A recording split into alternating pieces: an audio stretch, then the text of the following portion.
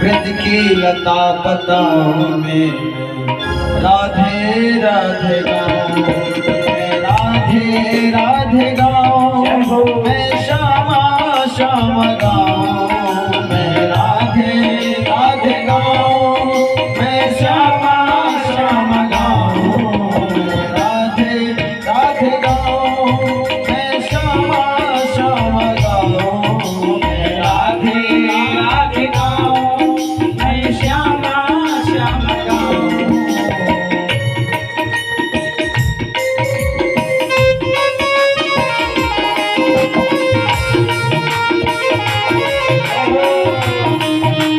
हरि बोल।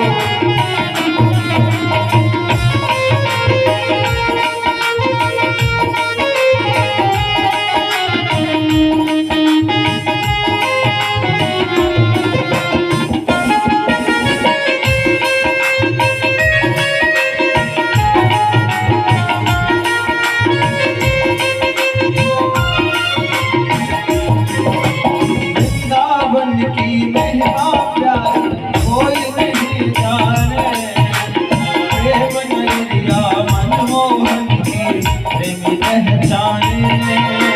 वृंदावन की महिमा प्यारी कोई नहीं जाने, प्रेम नगरिया मनमोहन की प्रेमी पहचाने। गलियों में झूम झूम के गलियों में झूम झूम के मन की तपन बुझाओ, ब्रज की लता पताओं में राधे राधे गाऊं, मैं राधे राधे गाऊं, मैं श्यामा श्याम गाऊं, मैं राधे राधे गाऊं, मैं श्यामा श्याम गाऊं।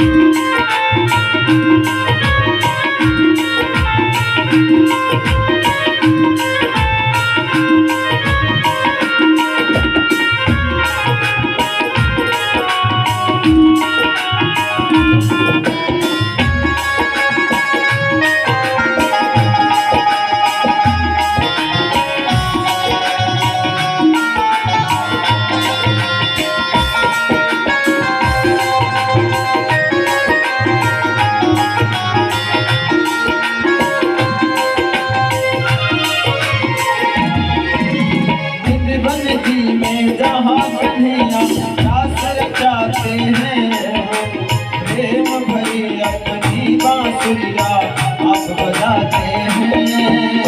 निधि में जहाँ कन्हैया रास रचाते हैं, प्रेम भरी अपनी बांसुरिया आप बजाते हैं। राधा संग नाचे सांवरिया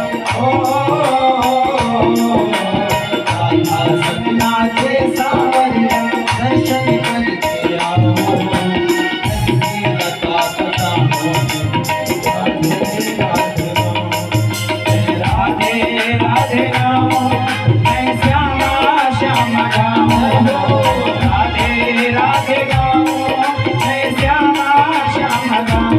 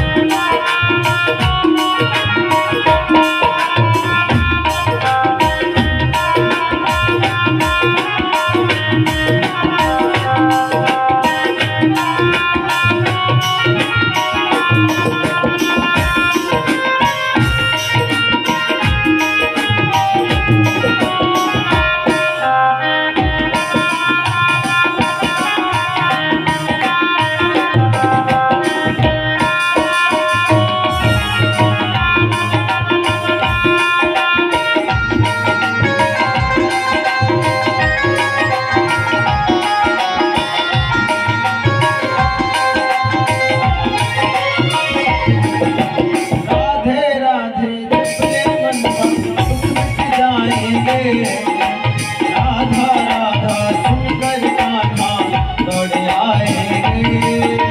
राधे राधे अपने मनवा मुझ जाएंगे। राधा राधा सुन के कान्हा दौड़े आएंगे। राधे राधा रमण तुम्हारे राधे राधा रमण तुम्हारे चरणों में रब जाऊं। इसकी लता बताओ राधे राधे राधे राम, मैं श्यामा श्याम राम। राधे राधे राम, मैं श्यामा श्याम राम। मेरा रंग तुमसी है बोल उड़ वृंदावन जाओ। इसकी लता बताओ राधे राधे राम। राधे राधे राम, मैं श्यामा श्याम राम। राधे राधे राम, मैं श्यामा श्याम राम। राधे राधे राम, मैं श्यामा श्याम राम। राधे राधे राम, मैं श्यामा श्याम राम। बोलिए वृंदावन धाम की जय। वृंदावन में नारद जी महाराज पहुंचे। नारद जी ने कहा मैं वृंदावन गया। वृंदावन में जैसे ही नारद जी ने प्रवेश किया, सामने देखते हैं कि सामने सारी स्त्रियां घेर करके दो पुरुष को बैठे हैं और एक स्त्री खूब रोए जा रही है, रोए जा रही है। नारद जी ने सोचा चलो मैया से पूछें कि क्यों रो रही है। फिर नारद जी ने सोचा कि महिलाओं का काम होता है, कभी कोई बात में कोई भावुकता बात आ जाती है तो रोने लगती है, कोई भावुकता बात आ जाती है तो हंसने लगती है। इनकी आपस की बात है, क्या मैं जाऊं पुरुष हो करके इनमें डिस्कस करने। तो नारद जी मुड़ करके जैसे ही जाने लगे, एक स्त्री ने पुकार लगाई, भो भो साधु क्षणम तिष्ठ मच्चिंताम विनाशय। हे साधु बाबा रुक जाओ कुछ क्षण के लिए, महाराज मेरे प्रश्नों का निवारण करें। अच्छा नारद जी जब सुने कि साधु कह करके मुझे बुला रही है माँ, नारद जी आए, पूछे माँ क्या बात है, कौन हो आप? ये अचेत अवस्था में लेटे हुए वे दो पुरुष कौन है? ये जो स्त्री इतनी स्त्रियां घेरी हुई हैं आपको, ये सब कौन है? तो उस रोती हुई स्त्री ने कहा, अहम भक्तरिख्यात इमो मे तनयो मतो ज्ञान वैराग्य नामानो काल योगी जर्जरो। उस स्त्री ने कहा मैं जानते हो कौन हूँ, मैं मेरा नाम भक्ति है। ये जो अचेत अवस्था में लेटे हैं ये दोनों मेरे पुत्र हैं, एक का नाम है ज्ञान, एक का नाम है वैराग्य। ये ज्ञान और वैराग्य हैं, अचेत अवस्था में लेटे हैं। महाराज आप तो जहाँ जाते हैं उनके आप दुखों का निवारण करते हैं, हाथ जोड़ के मैं आपसे विनती करती हूँ आप मेरे दुख का निवारण करें। नारद जी को बड़ा शंका आया, अरे वृंदावन धाम में ज्ञान और वैराग्य वृद्धावस्था में आ गए और उनकी माँ भक्ति नवयुवती हो गई। ये बताओ अभी किसी माँ के सामने बेटा बूढ़ा हो जाए और माँ जवान हो जाए, कितनी आश्चर्य की बात है। माँ जवान हो जाए और बेटा बूढ़ा हो जाए, कितने दुख की बात है माँ के लिए कि मेरे सामने मेरा बेटा तो बुढ़ा हो गया और मैं जवान हो गई, अब मैं जवान होकर क्या करूंगी, मेरा बेटा जो सामने बुढ़ा हो गया। यही बात माता भक्ति के पास हुई। माता भक्ति के दोनों पुत्र ज्ञान और वैराग्य जवान हो बुढ़े हो गए और माता भक्ति जो है जवान हो गई। नारद जी ने कहा माँ आप चिंता मत करो, अभी मैं आपके दुखों का निवारण करता हूँ। नारद जी ने मंत्रों के द्वारा अभिमंत्रित करके झाड़ा फूका किया, खूब झाड़े देखे, कोई नजर लगी हो, टोना लगा हो तो ठीक हो जाए। खूब झाड़े फूके, खूब शास्त्रों का पाठ करके सुनाए, लेकिन कोई प्रभाव नहीं पड़ा। नारद जी परेशान हो गए। नारद जी ने वेद वेदांत घोषैश्च गीता पाठैर मुहुर्मुहुः, वेद वेदांतों का पाठ किया, गीता का पाठ किया, कोई प्रभाव नहीं हुआ। नारद जी परेशान हो गए। तब तक आकाशवाणी हुई, जाकर के तुम सत्कर्म करो, सत्कर्म करने से ज्ञान वैराग्य पुष्ट होंगे। नारद जी ने कहा, अगर मैं इतना गीता पाठ किया, पुराणों का पाठ किया, ये सत्कर्म नहीं था तो सत्कर्म है क्या? आप ही बता दो। लेकिन आकाशवाणी इतना ही कहा करके अंतर ध्यान हो गई। अब नारद जी लगे घूमने, साधु संतों के यहाँ गए, महाराज ये सत्कर्म बताओ। नारद जी महाराज घूमते घूमते कोई नारद जी को समुचित उत्तर नहीं दे पाया। नारद जी बड़े निराश होकर के नारद जी महाराज बद्री धाम में गए, बद्री नारायण धाम गए। बद्री विशाल भगवान के पास जा, वहाँ पे सनक सनंदन सनत कुमार चारों भैया ब्रह्मा जी के मानस पुत्र थे। नारद जी के बड़े भाई थे चारों ऋषि, उनके पास गए। नारद जी महाराज बड़े दुखी हो गए। मन उनका नारद जी का इतना दुखी है। नारद जी के उदास चेहरे को देख करके ऋषियों ने कहा, गत वित्तो यथा जना, आपका चेहरा इतना निराश क्यों है? जैसे लगता है जैसे किसी कंजूस बनिए का धन चला जाए। कोई कंजूस बनिया हो, 1 रुपया भी खर्च ना करना चाहते, कोई भी कंजूस व्यक्ति हो, 1 भी रुपया ना खर्च करना चाहे, चमड़ी चली जाए पर दमड़ी ना जाए, 1 रुपए भी खर्च ना करे, और रास्ते से जा रहा हो उसका 1 रुपए गिर जाए उसके जेब से, रुमाल निकालते हुए जेब से 1 रुपया गिर जाए, घर जाकर के गिने तो देखे 1 रुपया कम है, इतना उसे कष्ट होगा, इतना दुखी हो जाए। एक सेठ जी थे, वो कभी दान नहीं करते थे, कभी तीर्थाटन नहीं करते थे, ना कभी तीर्थों में जाते थे, भगवान के कथा में जाएं सबसे पीछे बैठते थे कि, और जब आरती हो जाए, आरती आने का समय हो जाए तो सेठ जी चुप्पे से निकल जाते थे कि आरती लूंगा तो 1 रुपये डालना पड़ेगा। तो आरती में भी सेठ जी पैसा नहीं डालते थे, सेठ जी इतने कंजूस थे। अब गांव वालों ने कहा कि चलो बहुत कंजूसता की हद कर दी है, और सेठानी जब दान करने के लिए थोड़ा आगे बढ़े तो सेठ जी सेठानी को भी डांट फटक करके रख दे, क्या दान का व्यर्थ का पैसा ही फेंक रही है, रख इसे, बड़े आदमी बनेंगे, हमारा बेटा राज करेगा, हमारे पोते राज करेंगे।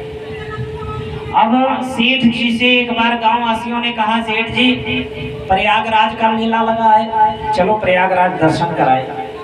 सेठ जी ने कहा, नहीं भैया वहां जाएंगे तो बहुत खर्चा हो जाएगा, जाने में खर्चा, आने में खर्चा, पंडा कहीं संकल्प कराने लगा उसमें खर्चा, कहीं कुछ खरीद के खाने लगे उसमें खर्चा, प्रसाद लाए उसमें खर्चा, ना ना प्रयागराज नहीं जाऊंगा। गांव वालों ने सोचा आज कैसे भी करके इसे लेकर ही चलना है। गांव वालों ने कहा, सेठ जी आपका 1 भी रुपए खर्च नहीं होगा, आप सिर्फ चलो, साथ में चलना, किराया मैं दे दूंगा, आने का जाने का दोनों किराया, वहाँ खाने का खर्चा मैं दूंगा, आपको 1 पैसा नहीं लगेगा, आप सिर्फ चल करके गंगा जी स्नान कर लो। गांव वाले भले थे, सोचे कि कम से कम बेचारा जीते जी प्रयागराज चला जाए, एक बार गंगा जी का दर्शन कर ले, गंगा जी में स्नान कर ले।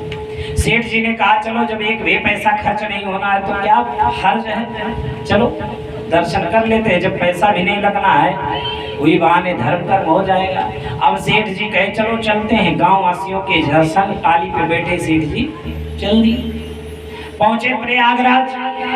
प्रयागराज में सभी लोग गंगा जी के तट पे चले, भैया चलो पहले स्नान कर लेते हैं फिर घूमेंगे। स्नान करने के लिए सब गंगा जी के तट पे पहुंचे, और सेठ जी ने सोचा कि अगर इस घाट पे नहाए तो पंडा तुरंत आकर के संकल्प कराने लगेगा। अब संकल्प का ठेका तो गांव वालों ने नहीं लिया है, संकल्प का पैसा तो हमें देना पड़ेगा। तो सेठ जी ने सोचा कि अब हमें ऐसा घाट ढूंढना पड़ेगा कि जहां पर पंडा ना रहता हो। अब सेठ जी ढूंढने लगे घाट, सब तो पंडे के घाट पे नहाते, जहां पंडा रहे नहा ले, आकर के हर हर गंगे मैया को कुछ दान कर दे, पंडा को दान कर दे, तिलक चंदन पुतवा ले।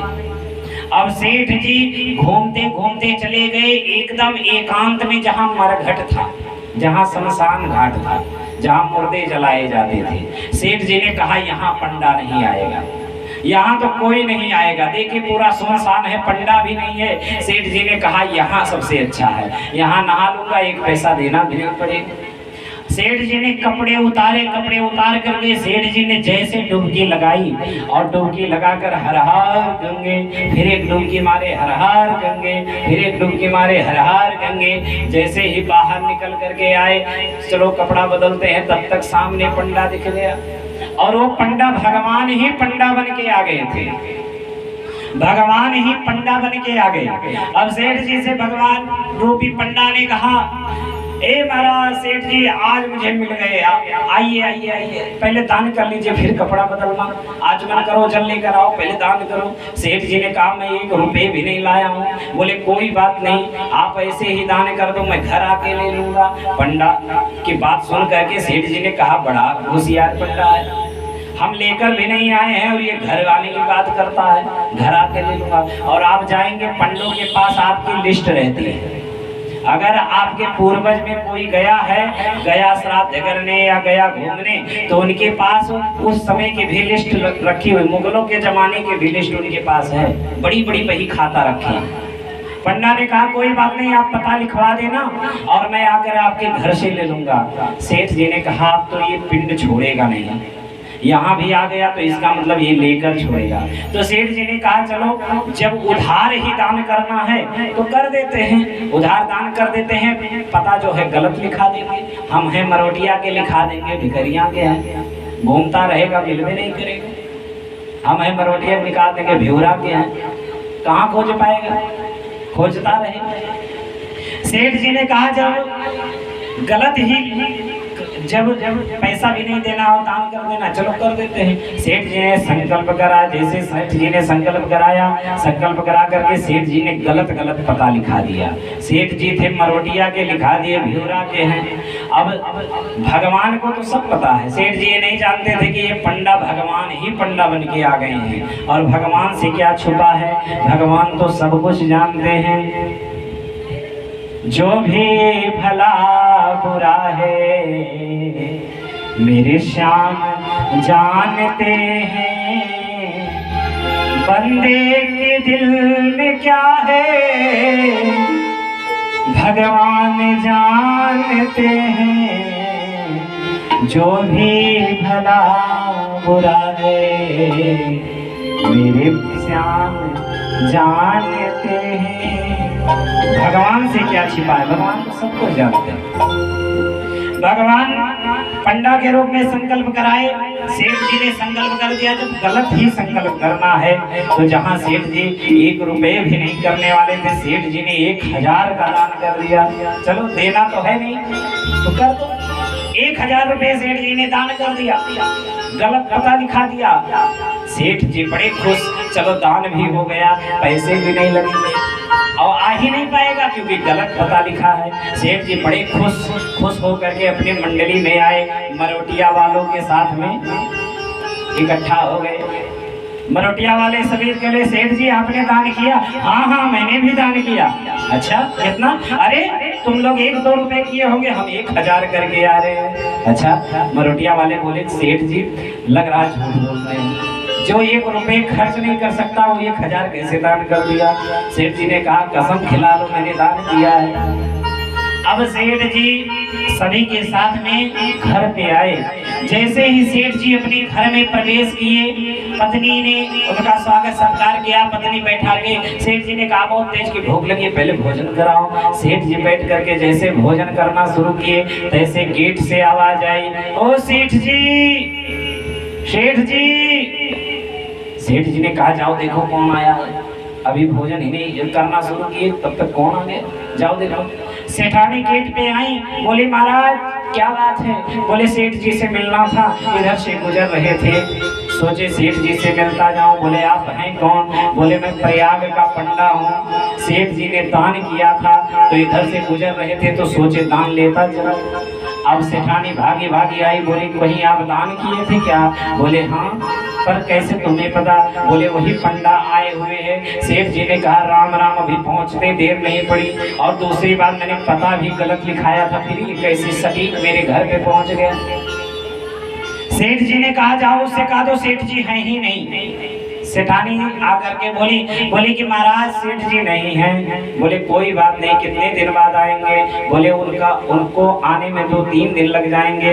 भगवान रूपी पंडा ने कहा कोई बात नहीं, 2-3 दिन हम इंतजार कर लेंगे। सेठानी भागी भागी अंदर आई, बोली वो पंडा 3 दिन इंतजार करने की बात कर रहा है, अब बताओ क्या करें? सेठ जी ने कहा कि जाओ कह दो कि अब वो आएंगे ही नहीं, अभी बहुत साल बीत जाएगा।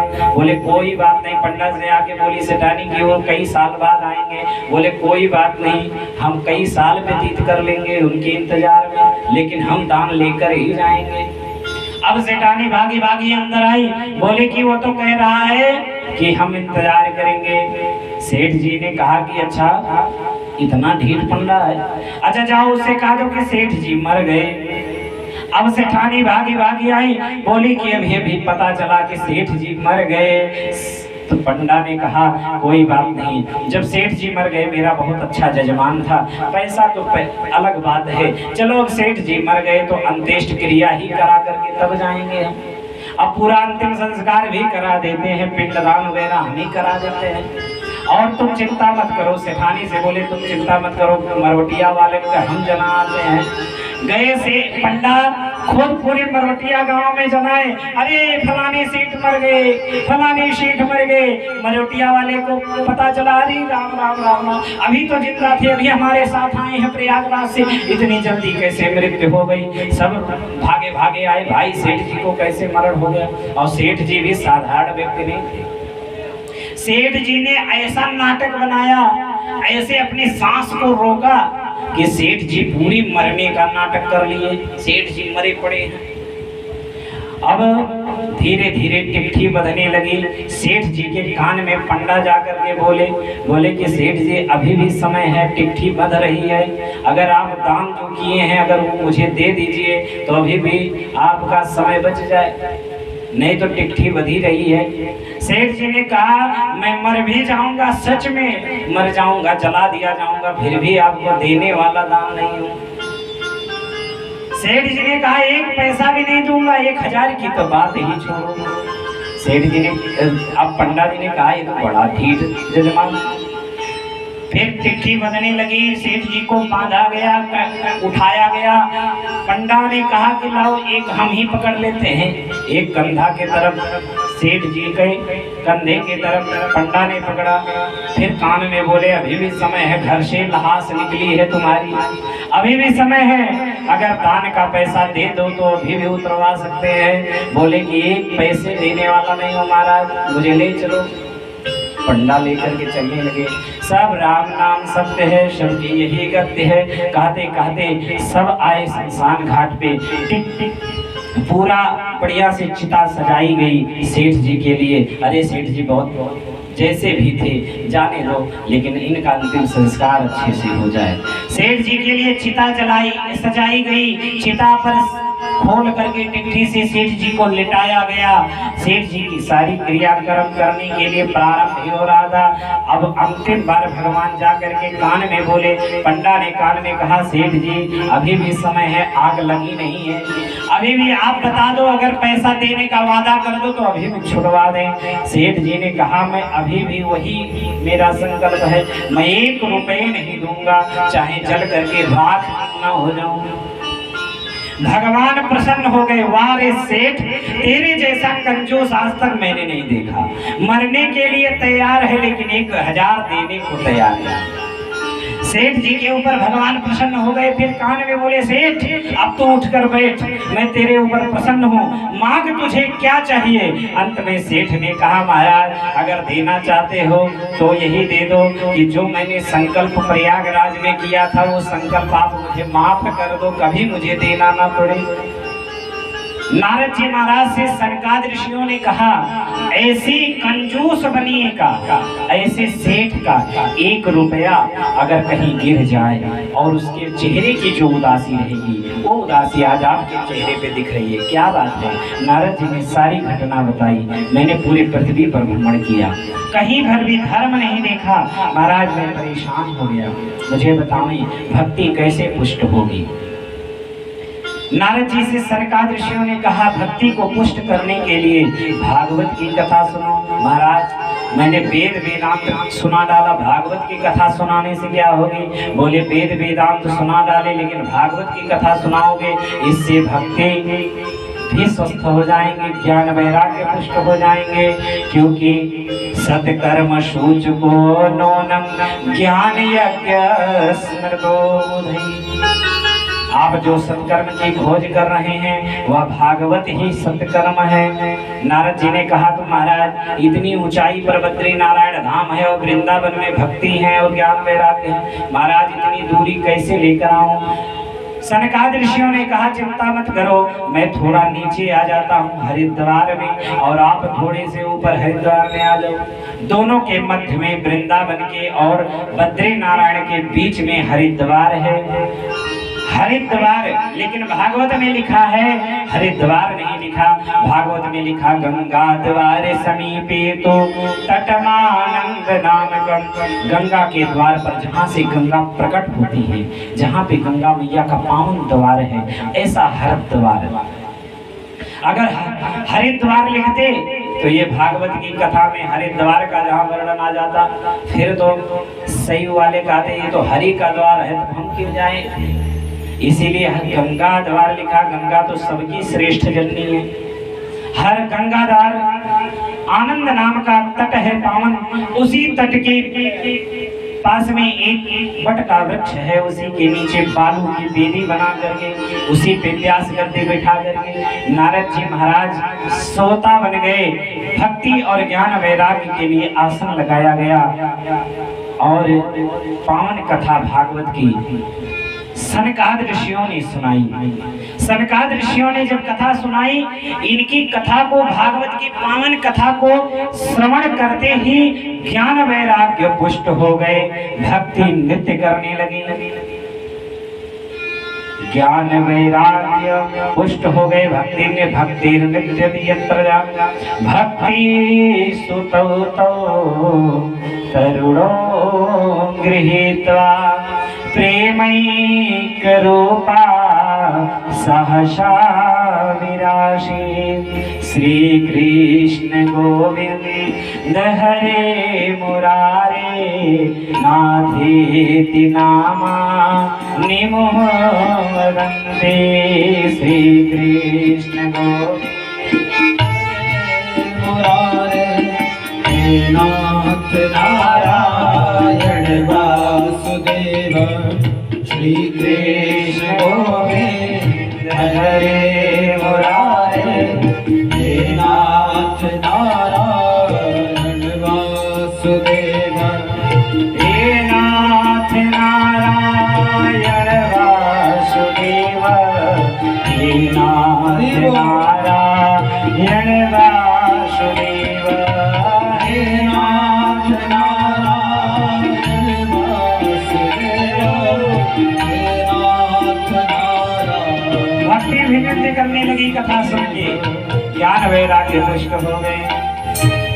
श्री कृष्ण गोविंद हरे मुरारे, हे नाथ नारायण वासुदेव।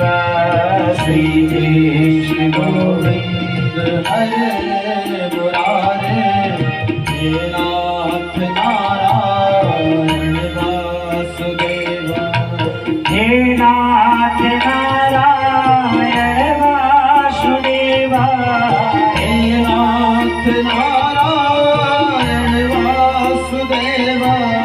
हे नाथ नारायण वासुदेव, हे नाथ नारायण वासुदेव। श्री कृष्ण गोविंद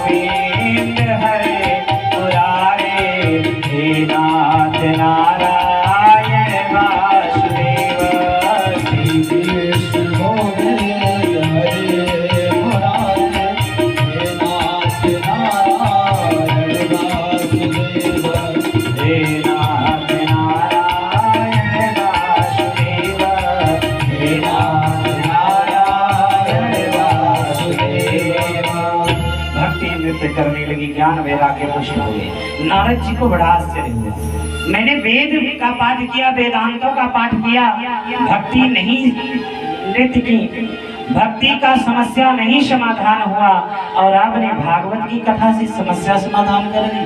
महाराज मैं जानना चाहता हूँ ये भागवत की कथा सुन के कैसे कैसे पापी तर सकते हैं। सनकाद ऋषियों ने कहा कि भागवत की कथा श्रवण करने मात्र से चांडालवच्च खरवद्वदते नित्यम, भागवत की कथा सुनने से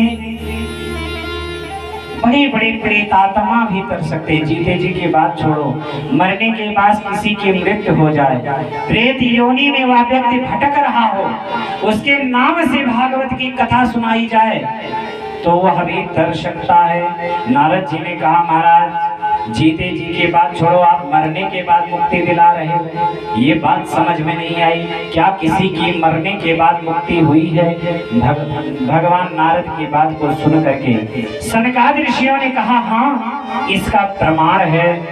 एक तुंगभद्रा नाम की नदी थी, उसके तट पर एक बहुत विशाल परम रमणीय नगर था। उसी नगर में एक ब्राह्मण रहता था, उसका नाम था आत्मदेव शर्मा। आत्मदेव शर्मा नाम के ब्राह्मण बड़े ही शीलवान थे, गुणवान थे, विद्वान थे। सारे जवार में उनका नाम था। अरे बड़े प्रकांड विद्वान ब्राह्मण हैं, बड़े शालीन थे, बड़ी शीलवान थे, सरल थे। लेकिन ठीक उनके विपरीत उनकी पत्नी थी। जैसे ये शीलवान थे, गुणवान थे, इनकी पत्नी ठीक उसके विपरीत थी। उसका काम था लोक वार्ता रता क्रूरा सूरा चा बहुजल्पिका। जाओ कहीं बैठे, कोई किसी के पास बैठ जाए, जब तक पंडित जी घर में रहे तब तक तो सती सावित्री बनी बैठी रहे। कई स्त्रियां गांव में आपको ऐसी मिलेंगी, जब तक पति देव घर में हैं तब तक तो बड़ी खूब सती सावित्री बनी बैठी रहेंगी। पति को लगेगा मेरे पत्नी के समान कोई नहीं है, मेरी पत्नी कितनी सीधी है। लेकिन जब पति ड्यूटी पे चले जाते हैं तब पत्नी का कर्तव्य क्या होता है? जब तक पंडित जी घर में रहे तब तक तो उनकी पत्नी बड़ी शालीनता से रहे। पंडित जी भोले भाले, उनको लगे मेरी पत्नी बहुत अच्छी है। लेकिन जैसे पंडित जी घर से बाहर कदम रखे, उसी समय ये घर में किवाड़ लगावे, ताला लगावे, उसके बाद पड़ोसन के पास चली जाए। अरे बहिनी तू नहीं जानी तो हर बतियावे कन्हैया को बुराई बतियात रही। अरे तोहरे बतियात रही, हम तो सुनत सुनत कचाई गए। ऐसा बात सुनत सुनत हम कचाई गए बहनी, तोहार बतिया तो हमें बिल्कुल पचबे नहीं करे, यही लिए हमें नहीं रहा इस भवा हमारे तुम्हें बताएंगे। और जैसे ही इसका पारा गर्म, अरे मेरे बारे में बात कर रही थी, अभी जाती हूँ। अच्छा तो उसके पास गई, अरे जानती हो हम गए और 2 मिनट कहा उसके पास बैठे, अरे आप ही की चर्चा 2 मिनट में कम से कम हजारों बार तुम्हारा इनाम लिया, और जानते हो तुमसे लड़ने के लिए तैयार है। अपने जा करके उधर झगड़ा लगा आई है, फिर इधर आकर के झगड़ा लगा दी, तुमसे लड़ने के लिए आ रही है। अच्छा हमसे लड़ने के लिए, तब तक ये भी तैयार, ये भी भद्रकाली बने तैयार है। अब दोनों लड़ाई करा करके मुंह बिचका करके मजा ले रही है। यही इसका काम है, लोक वार्ता रता क्रूरा। इसकी क्रूरता यही है, आपस में एक दूसरे में झगड़ा लगाना। ये महिलाओं में ज्यादा होता है। एक तो इनके अंदर कोई बात आ जाए, कोई मन में कोई किसी की बात आ जाए, तो जब तक ये 4 लोगों से कह नहीं देंगे इनका पेट फूलता रहेगा, कभी फूलेगा कभी पचेगा। जब तक कह नहीं देंगे भोजन नहीं है जमाने वाला, जब तक 4 लोगों से। और अगर पत्नी से या किसी स्त्री से ये कह दिए कि बहनी ये बात कोई बताइयो ना, ये बात कोई कहो ना, जौन बतिया हमसे कहे हैं ये का कोई कहो ना, अगर कह दे वो बहुत बवाल हो जाए तो वो बात जरूर कहेंगे, वो बात जा करके जरूर कहेंगे। जानती हो तुम्हारे बारे में ऐसे बोल रही थी, और देखना मेरा नाम बताना, हम तो तुमको अपना समझते थे इसीलिए बता दिए। तो यही काम पंडित जी की पत्नी का धुंधली का था। धुंधली का यही काम था, एक दूसरे में झगड़ा लड़ाना, एक दूसरे में झगड़ा फिट करना। और जब झगड़ा होने लगे तो धुंधली अपना किनारे हो जाती और जब शाम को पंडित जी के आने का समय हो जाए तब फिर ये जब जान जाए कि अब पंडित जी जजमानी से आने वाले हैं, तब ये पंडितानी जा करके फिर अपने घर में किवाड़ बंद करके अंदर रहे। जैसे पंडित जी आमे दरवाजा पीटे, दरवाजा खोले, एकदम सीधी शादी गौ के समान खड़ी रहे। पंडित जी देखे, वाह, मेरी पत्नी तो सुबह जाता हूँ तब से लेकर ये घर में ही रहती है।